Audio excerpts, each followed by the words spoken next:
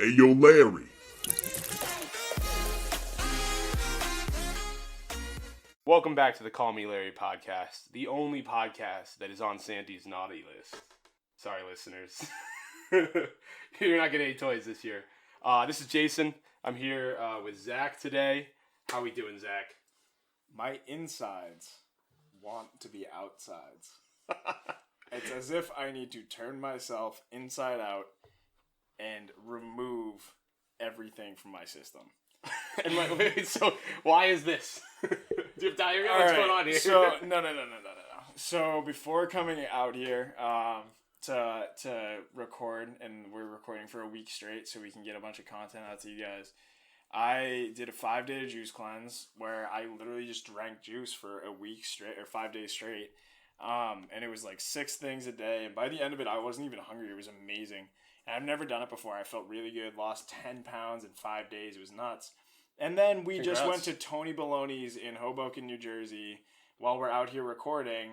And we ate 4 tacos and 2 slices of pizza, all mashed into one. It's the Tony Baloney or no, it's on Thursday, so not Taco Tuesday. Well, why wouldn't they do it on Tuesday? That makes no sense. Yeah. So we had just got back from, and Tony Baloney's getting free marketing here, but Tony Baloney's has a special called, it's a restaurant, and it has the taco pizza, and that initially was launched 3 years ago, I believe. And it was only launched on Tuesdays. You can only order the pizza on Tuesday. So it was for Taco Tuesday. Now, it gained a lot of publicity. It got like hundreds of millions of views on different foodie sites. I had seen it before you suggested we get it. Yeah. I had seen it on Instagram. I didn't know where it was. So it blew up, and then they're like, wait, why are we only making this on Tuesday? We charge $80 goddamn dollars for a pizza. Let's make this every day. Dude, the price, granted the price was worth it, but like before you prefaced what we were getting, you were like, yeah, we're going to spend 76, it was 76 bucks, or no, it was like 80 with tax, whatever, it doesn't fucking matter. $80 on a pizza, and I go, does the pizza cure cancer? Is it made of gold? Like, what, excuse me? You want to spend 80 bucks on some cheese, meat, and tomato sauce. Like, that is its base concept, what it is. But no, this thing was so good, so worth it. And yeah, I never want to eat it again because I feel like crap now. Hey, well, we still have a couple slices, so I don't know if we're giving that to other people. But it was really good. So you liked that juice cleanse? Did it have like a specific name? Was it like, like Dr. Kolnikov, like 5-day veggie fast, or like juice fast, or like what was it called? It was, so the brand is just called Squeezed. I don't think it had any particular name. It's like you pick how many days. So like basically the way it goes, and I guess Squeezed is getting free marketing here too. But the way it works is you pick how many days you want to do, and I had never done it before, but I knew that I could kind of dedicate myself to it. And the reason I wanted to do it was just because, aside from a few family members had, and they liked it, was that I just like hadn't been feeling good, like digestion wise, and like really wanted to kind of reset, I guess. And so it was like, you do the whole thing, and the really good juices, like one had like ghost pepper in it, and the idea is that like jumpstarts your system. It was crazy. Yeah, well, capsaicin is known. That's what's found in spicy foods, and especially in peppers. Yeah. That's known to supposedly speed up your metabolism. So maybe that's part of what it was. No, dude, it was good, but by the end of it, I literally, there was nothing solid left in my body, if you can infer that however the hell you'd like. Like, nothing solid was going in or out, put it that way. But yeah, man, I really enjoyed it. I think I might do it again at some point to just kind of reset, maybe next week after eating the taco pizza. But no, I enjoyed it. Have you ever done a cleanse or anything like that, or I don't know, some kind of dieting type of deal, I guess? Yeah. Well, I had a very similar idea to you, and in preparation for us getting together to record a lot of this content in our podcast, I started a warrior diet. So what that is it's really actually has an interesting kind of background behind it. It doesn't have a lot of science. It's just what a warrior diet is it's a 20-hour fast every day and a 4-hour eating window. And the entire diet was just inspired by someone that was really interested in fitness and health, but also a kind of a history buff, right? And it was modeling the kind of diet that a warrior used to have back in the day, where you don't eat anything the whole day. You fight, you're marching, you're moving things around, you're whatever you're doing. You're standing guard at your city. And then when a warrior, someone that's an active warrior, doesn't eat until night, and all they have is one meal, and it's one big goddamn feast. You have something to run off of for like 20 hours. Yeah, and if you think about, like, if you've seen all, like, the videos, Game of Thrones, and, like, all these shows, it's like somebody sits down, you know, they get a whole pig, or, like, a whole, like, huge chicken roast. Pig. Yeah, I'm not even kidding. And, like, giant, like, they have pitchers of beer, and they just slug a whole pitcher of beer and eat an absorbent amount of food. That's kind of the diet. And really what it does in the end is it just cuts down a meal or two and a couple calories here and there, because instead of eating in 16 hours in a day, I'm only eating 4. You can only pack so many calories into 4 hours. Well, I mean, at a certain point, like, those calories aren't going to be enough to run you for 20 hours at a time. So, I mean, granted, 8 of those hours you're probably sleeping. But then eventually, like, your body's going to run out of carbs to burn from the food, and that starts burning your fat and, like, through your body, and you end up losing weight, aside from the fact that you're in a deficit, too. But yeah, man, that shit's really good for you. It just sucks. And you, like... Granted, now we're on the beer diet. We're not exactly doing any fasting, but it's a new kind of liquid diet. Oh yeah, Bud Light sponsor us. Wait, more free marketing. Here you go. But but I do enjoy it. It's nice, and you know, like, I think I'm gonna try to keep it up. I do get, like, hangry sometimes, a little ornery, but that just comes with, you know, like, not eating for a certain period of time. Dude, hangry. All right, how can I say this without getting in trouble? I feel girlfriend coming out here. All right. Well, I can relate. She's probably listening to this, so she already knows, and all she can say is you're right. So whatever, it's fine. But I'll generalize, because I don't even need to not specify. Like, it's just all girls in general. For the most, I mean, there's probably some warriors out there, but dude, when girls are hungry, all bets are off. Any plans you had, anything you're trying to do, dude, like, you're good to go. Honestly, like, I've seen people, like, break up just because their girlfriend's hungry and they get back together. It's ridiculous. Yeah. And, like, we'll be, and, like, in my situation in particular, like, we'll be driving somewhere, we'll be just hanging out, like, it doesn't matter. And something's just off. Like I'm chilling, I'm good, like, and I personally can go for a while without food, but, you know, that's just me. And she'll, like, she's not saying anything, but she's not saying something. Like there's just, like, we should be like an ominous feeling in the car. And, like, it's like, and in my head, I'm like, dude, did I do something wrong? Did she smell the fart I just let go? Like, what is going on? And then I go, are you hungry? And she's like, yes. I'm like, oh, all right. Like, just, you know, stop and get you a burger. Like, whatever. It doesn't matter. Yeah. You know, and it's amazing how fast it switches from, like, just everything sucks mood-wise to, like, oh, yeah, like, what are we doing? Like, it changes so fast. And there's another funny thing about that, too, is, like, girlfriends always want your food. Like, any young people who are listening to this, and, like, you've definitely experienced this, too.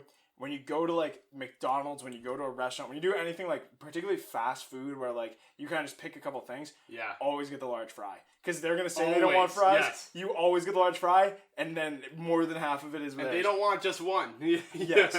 But, dude, the other day I walked into our bedroom, and I had, like, a bag of chips or something crinkly, put it that way. I forget what it was. But, like, she hadn't seen it.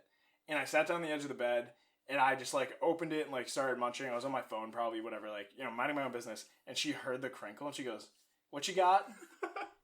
What's that? And, like, and I'm, like, start messing with her, and I'm like, you can't have any. Like, I'm not gonna show it to you. And she's literally freaking out, dude. Like, she's like, I gotta have some, whatever. I think, like, and then we ended up eating the whole bag together. But it's so funny, because girls aren't hungry until you have food. They need it. Yeah, no, I can relate to that as well. The thing that happens with, like, my girlfriend, and is she'll get hungry and she'll tell me she's hungry. And, like, there's, like, a countdown of, like, until I get food, I'm gonna get nastier. And, like, I've accepted that, and I've taken the tactic of, like, weather the storm, right? So it's like, I feel like I'm just hanging on. It's like a tornado, and if I can hang on to those handlebars and just take whatever's coming at me until I get to the food, I hit the eye of the storm, and I'm safe, right? So it's like, I have to weather this short period of time where it's just like, it's inevitably getting worse until we get food. There's, like, a time frame between what she's saying she wants food and us getting food. Obviously, we have to go get it. And I just know it's gonna get actively worse, and I take a lot of beating, you know, until I get the food. And once I get the food, I'm like, and then I'm like, aren't you happier? She's like, yeah. I know, dude. And as someone who, like, doesn't really get like that, and I guess the reason I thought of this was because I kind of anticipated being a little grumpy during the cleanse and being like hungry and just pissed off because, like, I can't. And I was fine. Probably for the most part, I should probably ask her. I was probably a dick the whole time. Now that I think about it, but yeah, no, and like I know people who, if they don't get food fast enough or like when they need it, like they shut down. Like literally, you can be in a very important work thing. You can be like doing work for school. Like it doesn't matter, and then they're just done. Like in everything else. So the moral of the story is like keep your girl fed and like. Happy girlfriend, like you'll be fine, like good to go. Happy wife, happy life, shit like that. Yeah. The most profound statement I heard was at a wedding. One of the groomsmen said, "Before anything, get food. Like if you start an argument, you take a food break. Like that is their life advice to the couple that's getting married. That's actually really good. It's like if you guys start to argue, someone's hungry."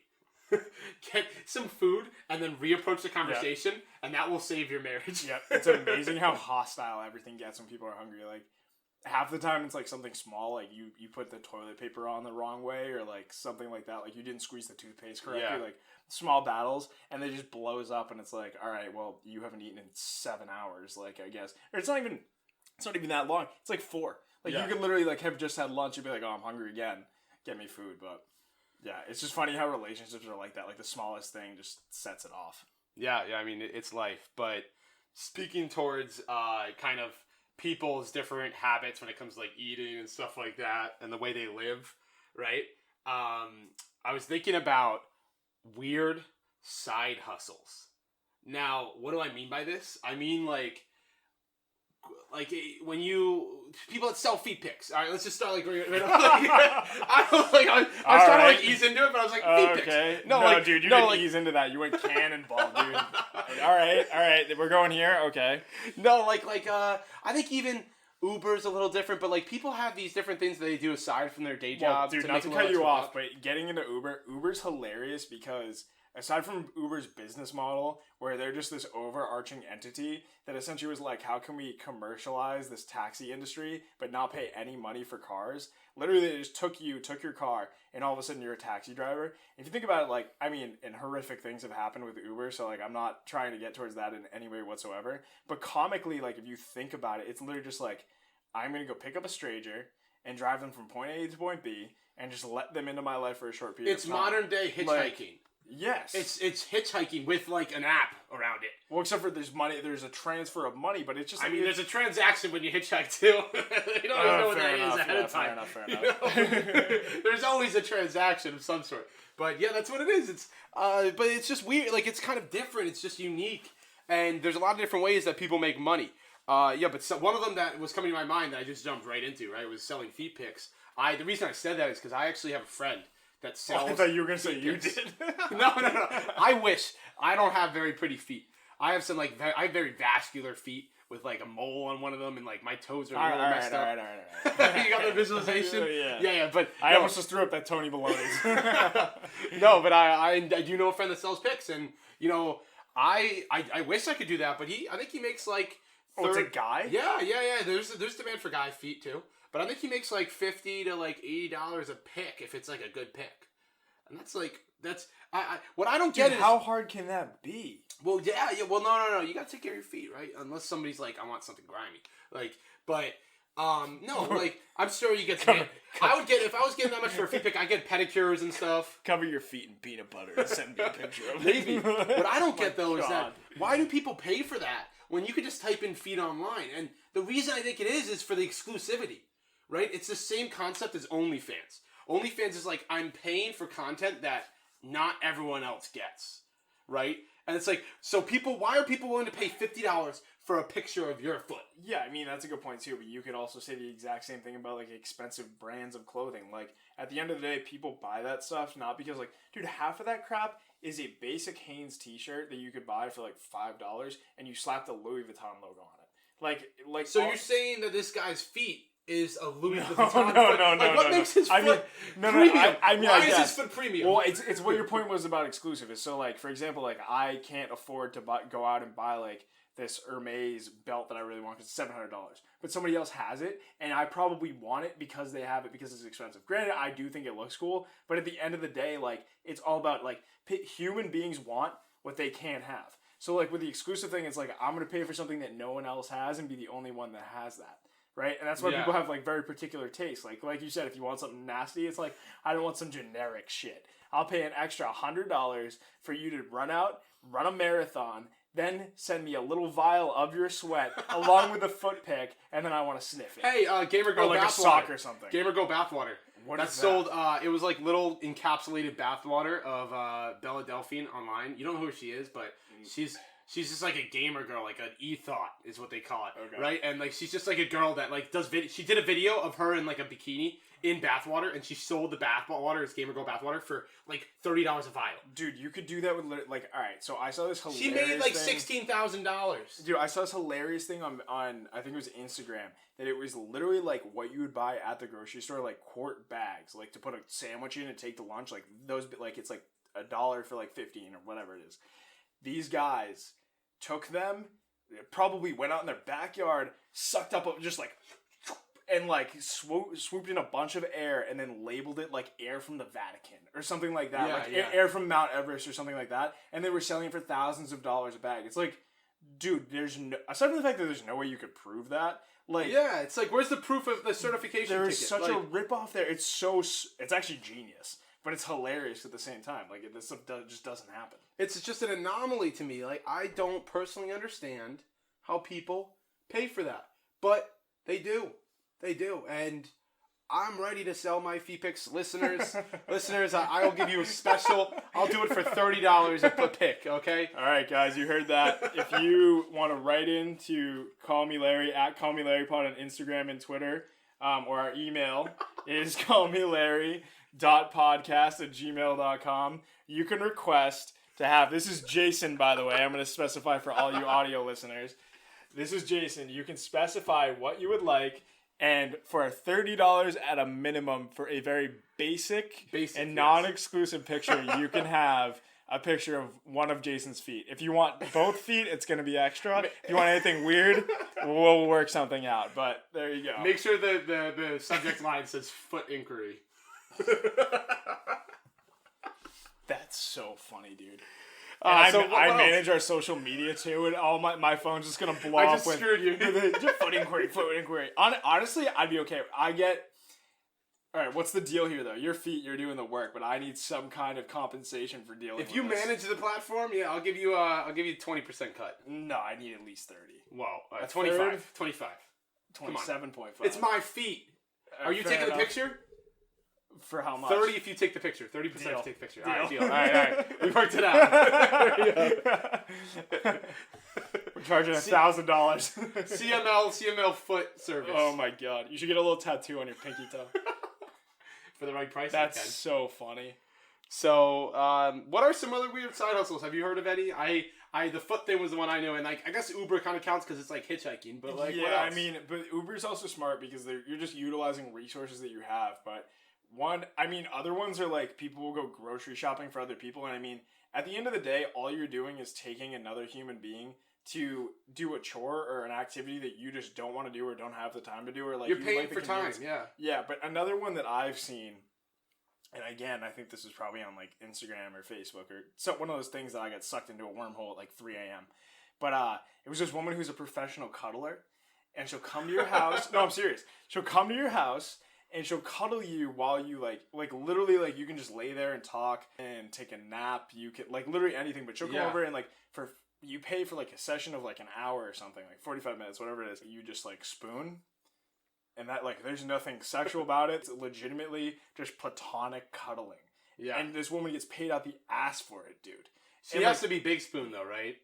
Because if she's little spoon, there's going to be some weird things that happen to her. I don't know. I don't know enough about it. But It has when to I be, saw like, that, big spoon only. when I saw that, I was like, that is like a PG form of prostitution. Like, Yeah, it is. It's like prostitution light. Yeah. It's like the free version, you know? That's like the base level flip thing. yeah. Wow. That's I don't know if I'd pay for a professional cuddler, but that does seem interesting. I see the value Dude, of that. some lonely people. Yeah, people yeah. like, dude, everyone needs a hug. I think there's a thing. It's like you need like 15 hugs a day. Oh my god! It's healthy. Right now during COVID, her business is probably terrible. I didn't even think of that. Or really good. Yeah, but you risk getting COVID the entire time. If she's willing to risk it, like risk it for the biscuit. I mean, I guess you could get that. You'd be like, you have to get a test before I would come over or something like that. Yeah, like, she's a temperature. If she's careful. I don't know. But it's a valid business. There are other ones too that I've seen, like, which is kind of along the lines of cuddling, oddly enough. But it's like, in China, you can work as a panda wrangler. And because dude, pandas are stupid. Oh, pandas are so dumb. I've seen videos Have you seen on this. Like the baby pandas, dude. The fact that more pandas don't die simply by falling out of trees is I don't understand. Like, it's absolutely absurd how dumb these animals are and how often they get hurt or should get hurt and they don't. I think they're just very dense. If you look up baby pandas on YouTube, there's a video that's 5 minutes of just a person trying to clean their enclosure, and the pandas just keep attacking her and pulling her broom away, pulling her basket. It's hilarious. You got to remember that fully grown pandas are bears. Like, that is a bear that you're dealing with. I'm talking about babies, but I can't imagine a full grown. Yeah, like I don't. Bear hug. It's a definition of bear. Yes, literally, and like so. I mean, any baby animal, I guess. I don't know what a baby panda would be because like a dog's a puppy, but whatever, it doesn't matter. Like, they're very cuddly, but like I've seen another video where these two women who have like, it's not per se like a very small like baby panda, like it's probably like more, it's like a teenager type of deal, like it's like very dumb, like it's been smoking weed all day and it hates its dad, so it's just gonna do whatever it wants, and like they're trying to get it to go into the enclosure out of like the field or whatever that it's in, and dude, this thing will not go and these women aren't big enough to carry it. Like, this thing is fat, like it's probably like 250 pounds. You can't get it, and it just keeps crawling away until eventually it falls flat in its face right at the crest of a hill and just rolls all the way down. And dude, and these women are like, what the fuck are we gonna do with this thing? Like oh my god. Well, here's the thing. If it wasn't for us, I honestly think pandas should be extinct. They're obviously not fit to survive in the wild. I don't know. I mean, I'm sure in some reservations, but I'm saying generally, off the information I've seen, they don't seem very effective at surviving on their own. No, dude, no way. I don't know. Do you know any other weird side hustles that people get into? You can literally do anything to get paid. I think it's anything. Yeah, I'm sure. Like, I mean, I can't. I think you could do everything. I know a guy that like builds like interiors of garages. For people and like makes them premium. Obviously, there's like at-home hair cutting where you like go to people's places. There's like at-home like pedicure and stuff. Like, it's anything. It's any sort of like service, anything that takes time that someone doesn't want to do, or anything that could be exclusive, like feet pics. Picks of my ear. I don't know. I'm sure there's markets. Well, dude, speaking of money, do you ever notice when you go out with a group of friends, and like, granted, you and I both have relatively sizable groups of close friends, like whether it's like guys, girls, boyfriends, girlfriends, whatever you're like rolling with, you have like 6, 7, 8 people. Dude, splitting the bill at a restaurant with that amount of people, and maybe it's a millennial thing, is just a nightmare. Why does it take 30 minutes? It's just a nightmare. Why does it take 30 minutes? Why? Why have we not solved this? Well, dude, you know what the other thing is like, everybody goes into it, I think, thinking, okay, we're going to split the bill evenly, or we're going to, like, have, like, me and you were to, like, me and my girlfriend are on one bill, you two are on one bill, whatever. And you never tell the wait staff until the end. Happens. And they bring it back to you, and, like, I mean, you worked kind of in the service industry. I don't know if you exactly dealt with that, but it's a disaster. Like, what is your experience with working with that?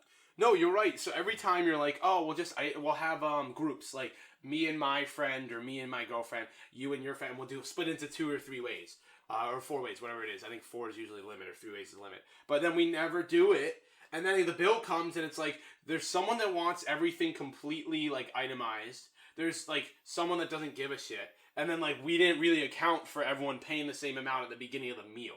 And it's just so complicated. Why? Well, dude, there's like those 2 people, right? It's like the one guy who's like, oh, I had 2 chicken wings, you guys all had 3, so I'm going to take off like 33% of what I would pay. Yeah, it's like, or you have the guy, man, you should have ate another wing. Dude, my other favorite character is like, oh yeah, the guy who's like, yeah, let's split the bill, and meanwhile, he just had 3 pitchers and a bar pie to himself. Yeah. And I'm like, bro, half the bill is just yours. Yeah. Speaking of which, alcohol like blows up my bill every time I go out. It's like half of the thing, but... Yeah, I don't like it either. I don't like splitting because usually it is someone that like really sets off. I can see the argument when it is very like if it's a couple dollars off, whatever. I don't care. I went out for my friend's birthday last week. It was actually not a nightmare for the first time. Really? What we did is we just communally ordered 2 pitchers of alcohol and communal food of like appetizers and entrees that we all shared. Yeah, that's so good. it's that's like good. it's all on the table. You eat what you want, but you're knowing going into it that it's communal stuff. Yeah, like everything, everyone's eating it. No one has the dish to themselves, and it made it easy to just be like, obviously, let's split it 5 ways. That's a good way to do it. But when everybody else gets their own entree or something like that, like it just doesn't work out. Especially, no offense, ladies, and we were just talking about you guys with food. Like y'all are very particular, and you're like, I want my own this, that, and the other thing. And some people know that I'm talking to them, and I'm gonna get in trouble when I get home. But whatever, that's fun.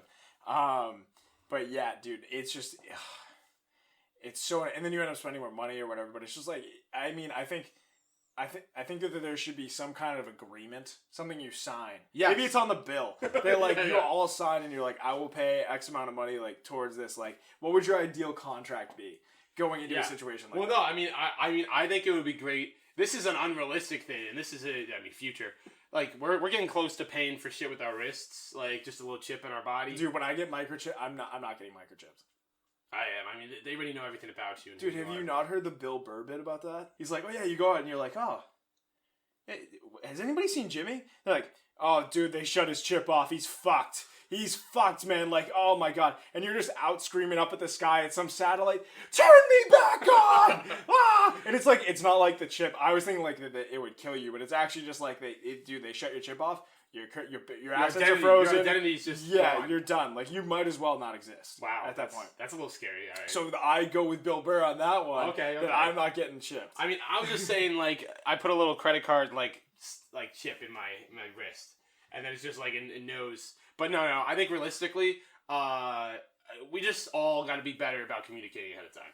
Yeah, that's true. It's a bitch, but going into this, I gotta be all right, guys. Are we doing like the split the bill thing? See, no one will bring that up in the beginning, though. I might just do it, or just be like, are we doing community style, or is everyone getting their own meal? If so, let's split the bill. Yeah, fair enough. That's probably a good way to bring it up. Fair enough. But it's been a nightmare, and hopefully someone else can learn from that and take that advice. That's what I do. I mean, one thing that like my friends are really good about with splitting the bill, and this is a little bit different because it's everybody pays the same amount. But it's like when we go golfing, we'll like typically one person will make the tee time, and that person will go in, and then they will pay for the round, and then if we go out for dinner and drinks after, they'll pay for that. Because you're on like a running tab with each other. Exactly. It's like, oh, he bought the last thing, so I'll buy this. So no, I got that. And so with golfing, it's like there's a very fine line between orderly, complex sport and drunken rowdiness. And how does that line lie? Well, me and you were talking today because we have a round set up for tomorrow, but there is alright. So diving into that and unpacking it a little bit. Golfing is great at a certain level of drunkenness. So like there's an in between, right? So you have to start off okay, and then you have to start out, and like you cannot get too drunk, because if you get too drunk, then you're just like you're literally like we talked about this in Parking Lot Driving Range in episode 2. It's like I have a meat stick and a small object, and I am a large man, and I want to hit this thing as far as I can. And then in my situation, I so many times will take the meat. I was gonna say the meat stick, the driver, and I'm looking down at the ball, and in my head I'm like, I'm gonna fucking crush this. Especially after my buddy goes in front of me and hits a great drive or something, and I'm just like, all right, I need to show him up. And then I literally will swing, and it'll go like maybe 20 feet to the right into a creek. Like it's gone forever. I don't even know, but like it's hilarious how you just get ready to go, and you're like, fucking eat this, ah! And then you swing, and then it's just like. The more inebriated you get, the more like caveman like you get. Oh, 100%. You're just I hit this, you know. Dude, I want to get to the point someday. That's actually so funny because we always talk about like grunting in the gym. Could you imagine being out on the golf course and you're just like, and then the like, anybody listening to the audio right now is just like, what the hell? Dude, honestly, well all right. So here's the other thing is like we were talking about that. But at the end of the day, you don't sign a contract, but you go out on the golf course knowing that there are projectiles flying around you that are quite literally small, dense balls that if they, like, you could easily die getting hit. Oh, you in can the kill head. someone with a golf ball. And so I played last week with some of my buddies, and we had a huge problem. And with this group behind us, they kept hitting into us. And this started when we were on the second tee box, and the group behind us hit it into us. And so granted, we gave them the benefit of the doubt for this one because like they were good. They said 4, and the green for the first hole and the tee box for the second hole were very close. And this guy just overhit whatever. But they yelled 4 and we all ducked whatever. But the ball landed a foot from my buddy. Like I've never seen a ball come this close to hitting somebody. It was absolutely mental. Wow. And so we're still teeing off because there's 3 of us and like they wander up whatever. And the guy who hit the ball comes up. The ball is on the RT box, so he has to come to us. Yeah. He comes up. He doesn't say a word. He doesn't say a single thing. He's not like, I'm sorry. Dude, he doesn't apologize. He doesn't crack a joke. He doesn't say anything. Like, dude, that's what you do. You walk over like, dude, I know there's a chance I'm going to get hit. Like, and they yelled for it. They were great about it. So it's like, okay, like we had ample warning. If we had gotten hit, we got, whatever. But how do you not apologize? Yeah. Dude, over the course of the next 18 holes, 9 times they had to yell for because they didn't wait long enough for us to move. My buddy really wanted to fight these guys. Basically, me and my other friend were just like, dude, not worth it. Like, not worth the conversation. They were probably doing it on purpose. Dude, well, it was ridiculous because we're waiting for the foursome in front of us to just hurry up because they were walking and we're in carts. So inherently, we're keeping the pace of play. Jason, when I say we were on the green, literally on the green on a drivable par 4, and they teed off while we were on the green and they put their balls on the green next to us, and I'm standing on the green, and I'll describe it so people listening understand, looking back at them screaming, what the fuck are you doing with my arms in the air? Because I'm assuming that they're like 350 yards away. They can't hear me. And we're just looking, and I'm like, all right, that was bullshit. Like, we're here. Like, even if you don't think you can drive it, or you can get it that far, you gotta wait, man. Like, you gotta hang out. And my other friend was pissed. Like, have some fucking decency. Like, literally, I'm not, like, I know I might get hit, but don't be a dick. It was honestly, unbelievable. You can. It's worth like reporting to the warden or whatever. Like I think that something like that. It's like, hey, these guys were really misbehaving. I just would like in the future that like you guys know that and maybe don't let them back on the course. Yeah, they're disrespectful. That sucks. I mean, I take the inverse kind of opportunity to drink more beer when things are slow. For me, it's like, okay, damn, they're really slow in front of us. Should I crack the other beer now? Oh my god. And usually it's a yes. Another small anecdote, dude. So like, I've played before where we do drink a beer a hole. And so by 9 holes you're toast, right? You can't do 18, right? You're not doing 18 with drink a beer a hole. No, that was 9 and I was 9 has to But I was talking to one of my friends who was an excellent golfer, like very good, like shoot, like almost breaks 70, like that level of good. I think you should go out for his PGA Tour card, but I don't know if he'll ever do it. Anyway, he was saying, and because they're so good, he goes, we do a shotgun every time someone birdies, and he goes, we played 18 holes, there were 11 birdies. And they're drinking the whole time, right? Oh my god! And so some span, they can't even drive the golf cart. Dude, yeah, and like you're sipping on a beer, and it's like, oh man, Jimmy got another birdie, and like all of a sudden you're all shotgunning, dude. By the end of it, you've easily had like a 30 rack to 2 people, and you're smoked. Yeah, and, dude, and then he came over and I started feeding him Corona Light, and I was like, yeah, let's keep it going. But it was so funny. Golf is literally just like, it is the old man sport. It's like I can drink, I can shoot the shit, and I can have the basic level of taking this thing and hitting that thing. And it's actually, you ever think about the fact that golf is just glorified fetch? Like with a dog, but you're playing with yourself. I mean, you keep hitting it away and then going to it. Yes, exactly. No, I've never thought of that, dude. It's the only thing that men want to have the least amount of strokes the entire time playing with their balls. That's what it is. And women, yes, men are like dogs. I relate to dogs way too often, dude. But golf is such an American sport. Like I can't imagine. You went to Japan, right? Yep. Do they play golf in Japan? Well, no, there's some Japanese golfers. Excuse me. Golf is huge in Japan. Is it? Yes. Oh, okay. All right. Yes. Well, tell us about Japan and sports then. Or golf. I mean, Japan's really good at. I think golf, obviously sumo wrestling, even though it is a international sport. No. Okay, fine. Sumo wrestling is extremely difficult. and they put a lot of work. There's so much muscle in those men, even though if they are big. There's more to it than that. But so sumo wrestling, golfing, basketball, baseball. I think those are the kind of big ones that I think about that stand out in Japan.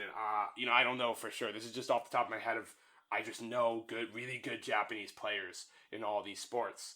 But yeah, talking about Japan, I have a really funny story. So I want to tell you guys all, and you especially, Zach, about the time I met a pirate. You met a pirate in Japan? I met a pirate in Japan.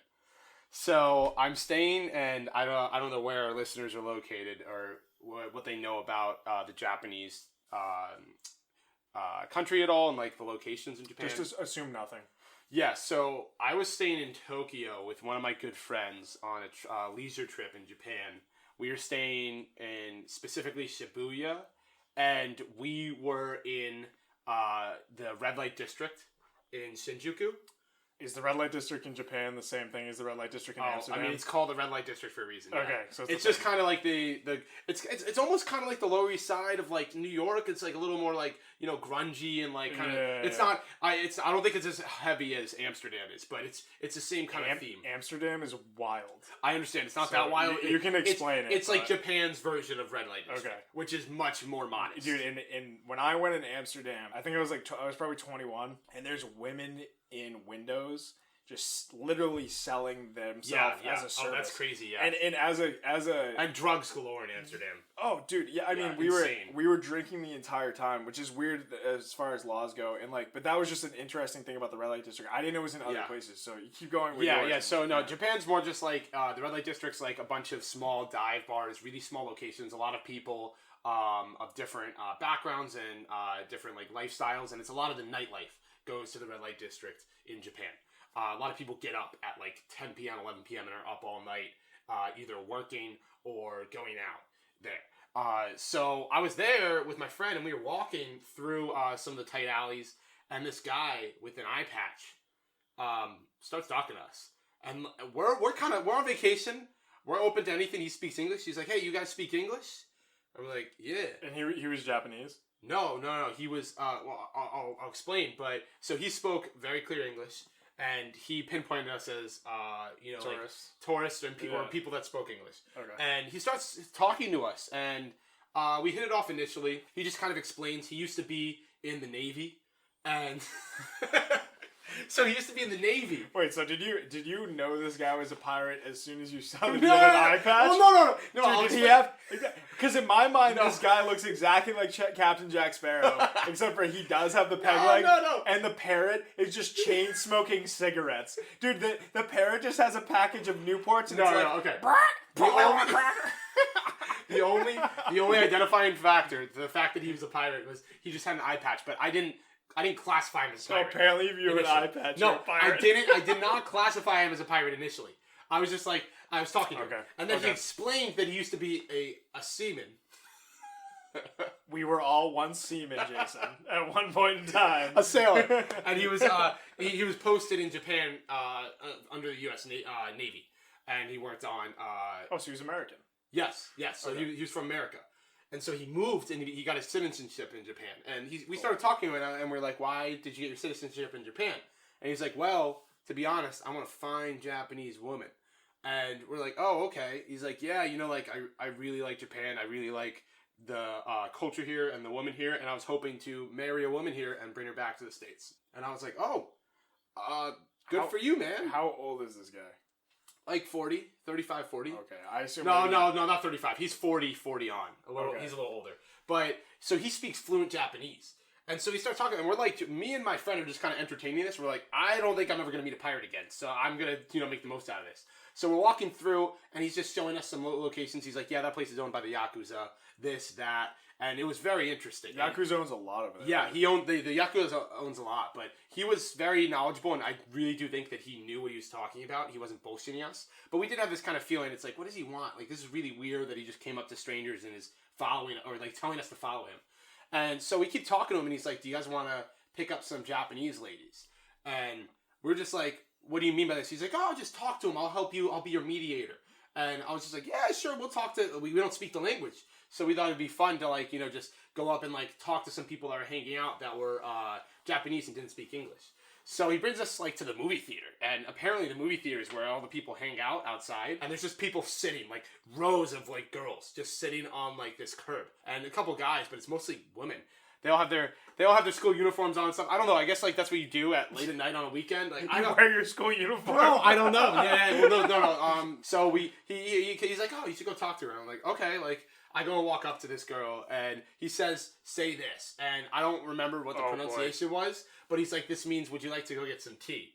And I was like, oh, okay. So I said it, and so I said it. Please tell me she hit you. Well, no, she didn't hit me. She did not hit me, but she like smiled.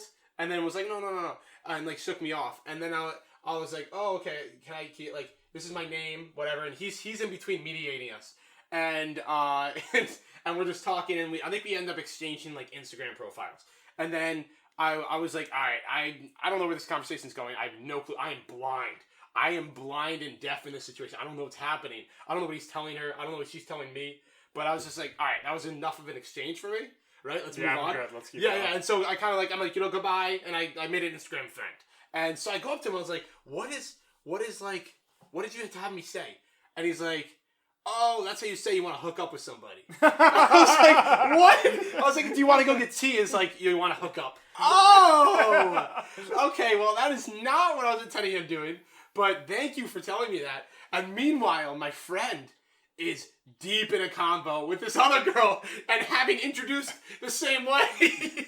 So he was much more successful than I was. That's so but funny. This girl's following him now. So we have no clue what's going on, but now this girl that doesn't speak English is following him and us in our group. And we're just kind of like, she's just standing there like, hee hee. And like, we're like, what's going on here? Are we going somewhere? She doesn't speak any English. She has no clue what me and you are saying right now. Do you want to tell her something? And then she just kind of like walks away after a little while. And we're just like, whoa, okay. That was interesting. But yeah, so he took us to like, I guess pick up Japanese girls, and we talked to a few, and it was just fun having conversations with people that didn't speak English. But then after that, we're like, all right, I guess you provided us a good 2 hours of entertainment. You want to go get a beer? Oh, boy. So we bought this man a beer. Sure, let's introduce alcohol to the mix of the guy you just met who has an eye patch and is a Japanese-American pirate. Okay. Yes. So, So we got a beer with him. We got a beer with him. We thanked him. And he's like, you guys, you want to go already? And we're like, yeah, we had a good night. It was a lot of fun. The one thing that I absolutely regret is not taking a selfie with all three of us. I should have to prove that I was with the pirate. But you don't have a picture with him? He was a great guy. I don't remember his name. You really made a unique night for us. And it was really interesting. I didn't know where it was going, but it was fun. And that was the time I met a pirate in Japan. Oh my god. It cannot be easy being an American military man in Japan after everything that's going on. No, I can imagine that's tough. But it was a ton of fun. There'll be more Japanese stories to come. I have a lot of stories from my trip to Japan. So. Oh, I know. And there'll be many more. You went there for damn near a month. Maybe, was it a little more than a month? So, I mean, I've heard plenty of stories that we can definitely get into. I know you love being over there and would definitely go again. You were even trying to get me to go before COVID hit. Oh, yeah. But anyway, that is Jason's Japan story. Keep in mind that while you're golfing, you might get hit with a projectile that could be a golf ball. It might and you're just playing glorified fetch. You're just playing glorified fetch. Feet pics. I accept all feet pics. Requests. Sorry, feet pic inquiries. Yeah, and if you have a weird side hustle, please write in and we'll talk about it.